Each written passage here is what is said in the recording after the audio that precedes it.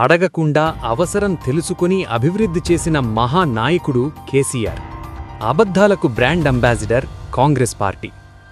6 గ్యారంటీలు 42 హామీలతో తెలంగాణ ప్రజలను వంచించారు. కేసీఆర్ తన పాలనలో ఇవ్వని హామీలను అమలు చేశారు. కాంగ్రెస్ కేసీఆర్ పథకాలను ఆపేసింది. ఇచ్చిన హామీలను అమలు చేయకుండా మోసం చేస్తున్నది. రైతు బంధు, రైతు బీమా, కేసీఆర్ కిట్, కళ్యాణలక్ష్మి, పింఛను పెంపు, సంక్షేమ గురుకుల పాఠశాలలు, ఉచిత current, nutrition kit, health kit, Harithaharam, పల్లె పట్టణ ప్రకృతి వనాలు, వైకుంఠ ధామాలు గురించి కేసీఆర్ ఎన్నికల్లో హామీ ఇవ్వలేదు.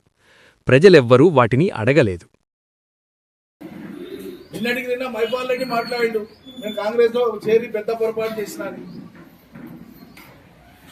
చేరిన ఎమ్మెల్యేలే చెప్పిన మేము కాంగ్రెస్ చేరినాము. చేరిన వాళ్ళకు మీరు పదవులు కూడా ఇచ్చారు. పోచారం గారికి కేబినెట్ ర్యాంకులో ఉండేటువంటి పోస్టు కూడా ఇచ్చినారు.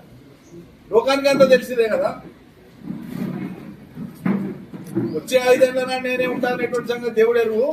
ముందు ఈ 10 మంది పార్టీ మారిన 10 మందిని రాజీనామా చేయించి, మీకు సిగ్గుశరం ఉంటే, నైతికత ఉంటే ఎన్నికలు పెట్టండి. ప్రజలు ఎవరు గద్దెల్ని కూర్చాలనో, ఏ రాజకీయ పార్టీ గద్దెల్ని కూర్చాలనో ప్రజలు నిర్ణయిస్తారు. వరుసగా ప్రతి రాష్ట్రంలో ఘోరంగా ఓడిపోతానే ఉంది కదా జాతీయ పార్టీ. 28 రాష్ట్రాలలో మీరు మీ అడ్రస్ ఎక్కడ ఇవ్వాలా? 28 రాష్ట్రాలలో మీ అడ్రస్ ఏడా? ఇప్పుడు ఉన్న కర్ణాటక రేపు మాపో ఊసిపోతుంది. తెలంగాణలో 3 ఏళ్ళు నడుస్తుంది. 2 ఏళ్ల తర్వాత మీ అడ్రస్ ఏందో మీరే దేవులాడుకోవాలి. హిమాచల్ ఇంత రాష్ట్రం ఆడ రేపు ఏమవుతుందో తెలియదు. మిగిలింది మొన్న బీహార్లో ఎన్నికలైతే కేవలం 6 సీట్లకు పరిమితమైంది. మొన్న మహారాష్ట్రలో కార్పొరేషన్ ఎలక్షన్ అయితే మీ అడ్రస్ లేదు. ఏదో మొత్తం దేశమంతా గెలిచిన లాగా, పురుషోత్తముడు లాగా, లేకుంటే అలెగ్జాండర్ లాగా ఇచ్చి మీరు వచ్చిన బాగోతా లేదండి. నాకు అర్థం కాదు. ఇచ్చిన హామీల మీద దృష్టి పెట్టి చేయదగిన పని చేసి ప్రజల్ని మెప్పించమంటే కేసీఆర్ నడువు ఎదిగిపోయింది, కేసీఆర్ కాలు ఎదిగిపోయింది, కేసీఆర్ ను లేవకుండా చేసిన.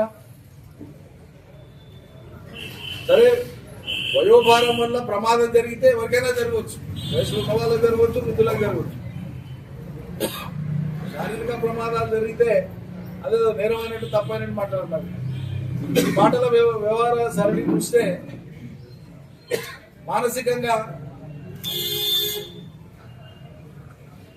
మానసికమైన అంగవైకల్యం మీకే వచ్చిందేమని అనుమానం వస్తుంది. లేకుంటే ఈ పిచ్చి మాటలేదు.